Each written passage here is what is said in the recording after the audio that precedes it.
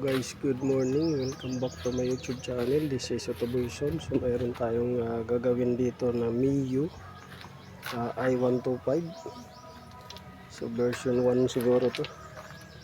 So ang issue nito guys ay may check engine. So upon checking natin, una natin chinik low level na yung oil nito.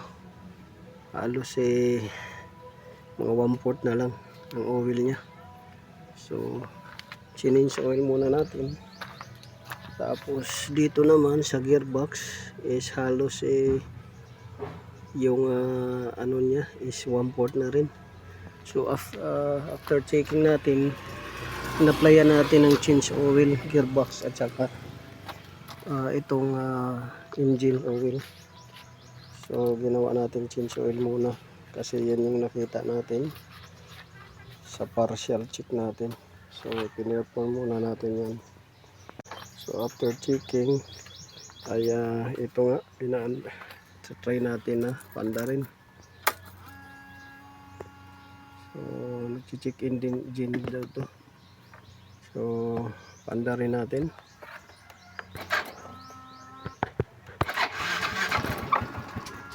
Ayun, namamatay siya, hindi siya tumutuloy. So ngayon i-check natin yung battery. So upon checking natin ang battery, medyo lumubo na yung battery niya guys, lubo na. So check na lang natin yung voltahe nito guys. Check natin yung voltahe, kung ilan pa yung natitirang voltahe niya. Bakit mamatay siya? So baka maya sira na itong battery at unti-unti na naman bumigay siguro yung ano niya doon, regulator. So halos 6 months na yata ng pagpalit ko nito. So ito guys, ayan, nakakuha tayo ng 12.4. so paanda rin natin kung may charging ba siya.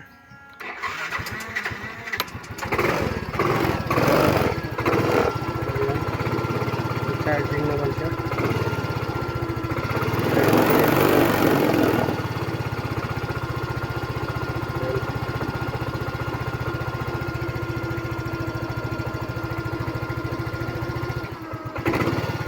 Idle 13, so 13 sa idle, pero dito sa acceleration 14, so goods to.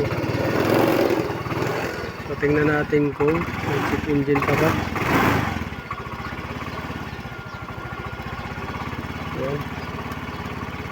So wala naman check engine. Ayan.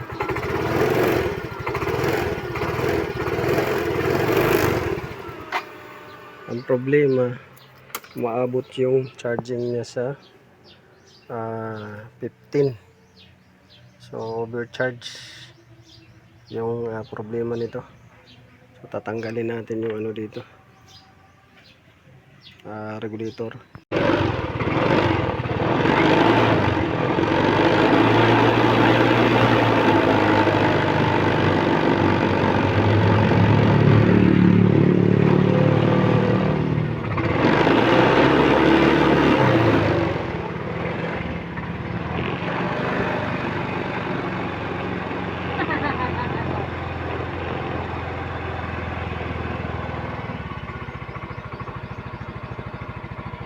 So overcharging guys yung issue nito. Palitan ng regulator at saka battery.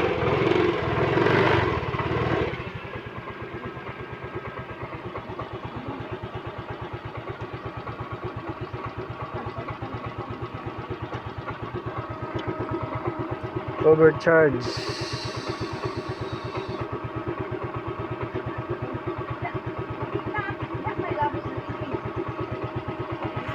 So yan, palitan natin pati battery.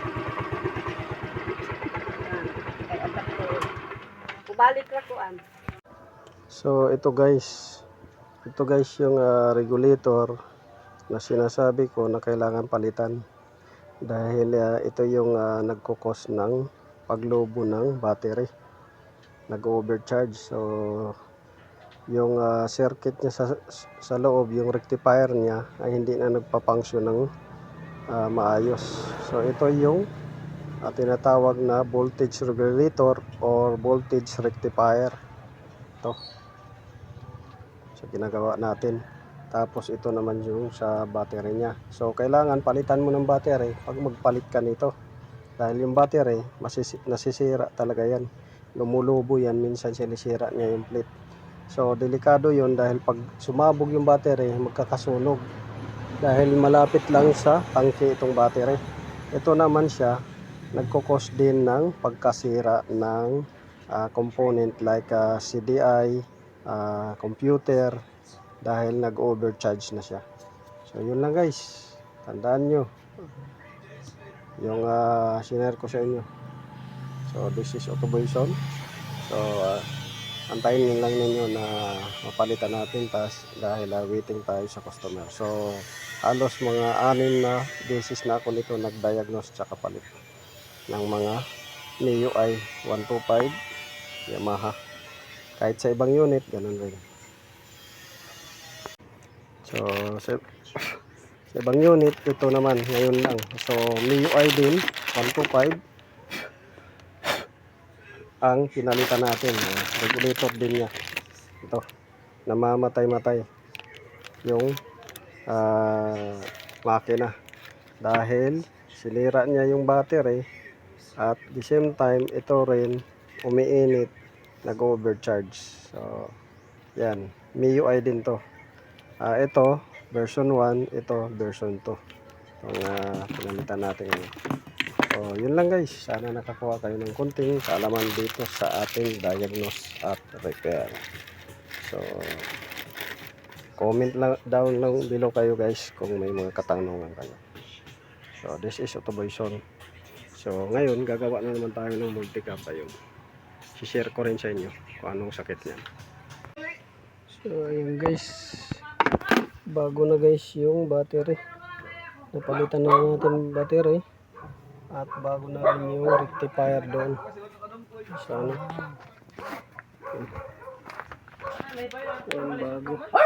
bago battery, bago rectifier. Anda rin natin kung mag-overcharge siya 16.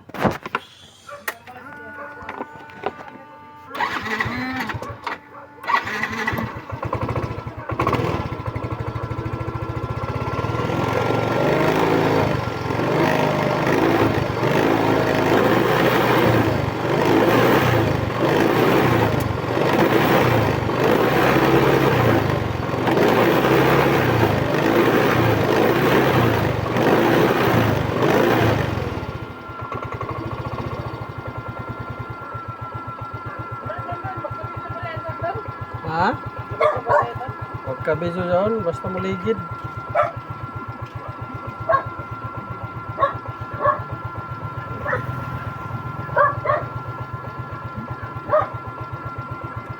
So, okay na guys. Dati kanina umaabot sa 16 volts. Full charge. Lumubo ang battery. Kaya lumubo. Engine.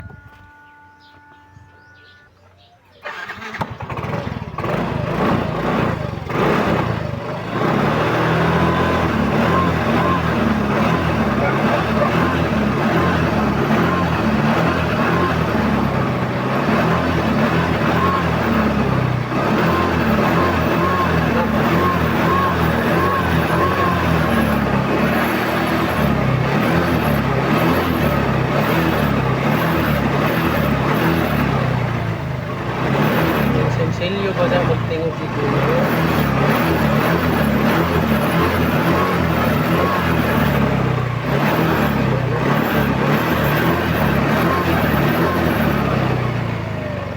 Ayan na guys, yan ay check engine.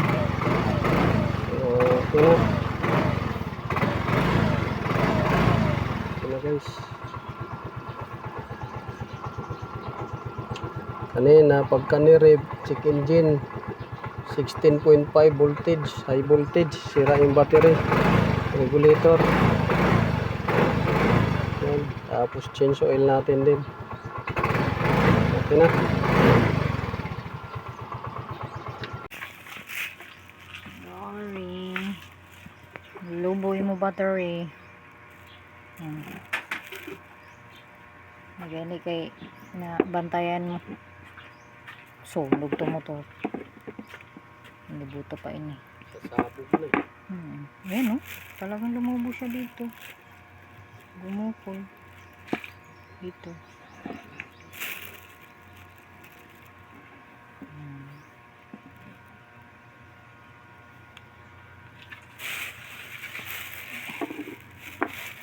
Ito, nagpundo ang tubig kaya nakaganyan man yung ano. Pag nakakabit doon. Dito, magas ang tubig. Punta sa sakit.